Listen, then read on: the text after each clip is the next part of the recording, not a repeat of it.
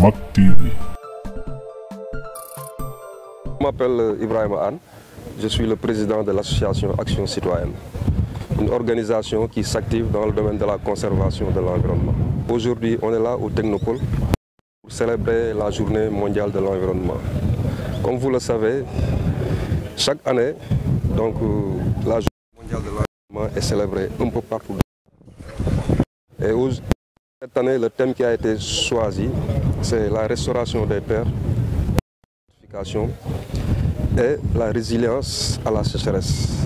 Comme vous le savez, donc, les Nations Unies ont pris l'initiative d'organiser chaque année cette journée de pour aux communautés, pour permettre aux autorités de pouvoir véhiculer des messages pour sensibiliser sur la dégradation de l'écosystème, sur la dégradation de l'environnement, qui aujourd'hui a atteint à un point, si rien n'est fait, de combattre la vie humaine sur Terre.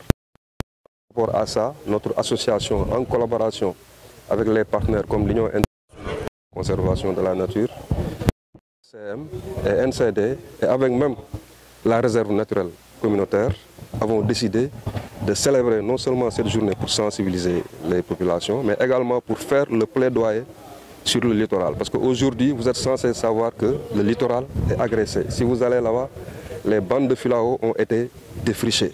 Et si ça continue, ça risque de promouvoir la problématique de l'érosion côtière. Maintenant, par rapport à toutes ces problématiques, on organise la journée mondiale pour sensibiliser, mais également aussi pour attirer l'attention des autorités sur la présence des industries qui sont au niveau de cette zone.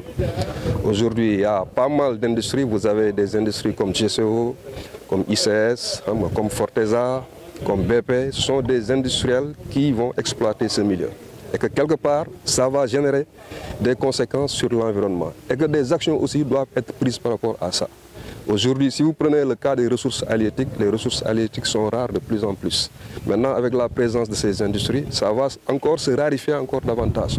Et maintenant, si les actions ne sont pas prises pour préserver cette zone, ça va avoir des conséquences sur l'environnement.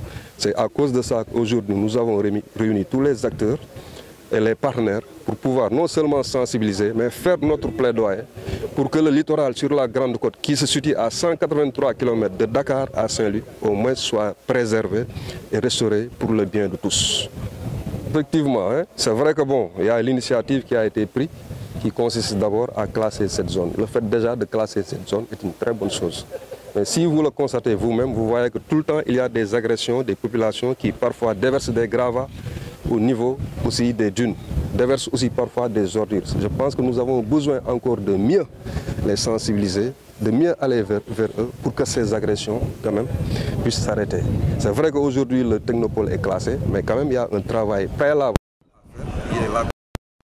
Nous avons déjà un plan d'aménagement et de gestion et nous avons besoin des moyens pour pouvoir arriver à cette conservation, essayer de protéger les dunes, les plateaux et tout ce qui se trouve à l'intérieur pour que ça ne soit plus. Mais également aussi, vous avez la présence des industriels qui ne font pas d'efforts pour que ces industries puissent aussi participer dans la conservation. Parce qu'aujourd'hui, vous avez le concept de la responsabilité sociétale des entreprises qui est là.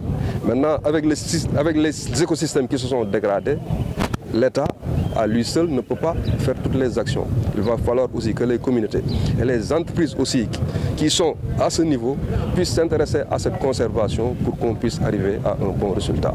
Le Technopole, comme vous l'avez si bien dit, subit toujours des agressions, mais néanmoins, nous devons avoir un accompagnement pour que notre plan d'aménagement et de gestion puisse se dérouler pour pouvoir faire face à toutes ces agressions. Je pense que ce qu'il va falloir faire dans un premier temps, c'est de sensibiliser encore davantage les populations sur l'importance de préserver la zone du littoral. Parce qu'aujourd'hui, vous l'avez un peu constaté un peu partout avec le phénomène de l'érosion côtière, avec le phénomène du réchauffement climatique, les océans qui se remplissent et les mers ont tendance à déborder. Et si on n'a pas un écosystème qui est très bien protégé, ça peut avoir des conséquences. Si vous prenez le cas du littoral, sur la Grande Côte, vous avez des bandes de filao qui ont été plantées depuis 1925. Mais aujourd'hui, l'État a fait même des déclassements de près de 700 hectares pour des habitations. On ne peut pas comprendre ça. Alors qu'aujourd'hui, si ces filao-là sont défrichés, vous provoquez l'érosion avec le vent. Et maintenant, si le stock sédimentaire diminue, donc l'érosion côtière forcément va venir et ça peut avoir des conséquences.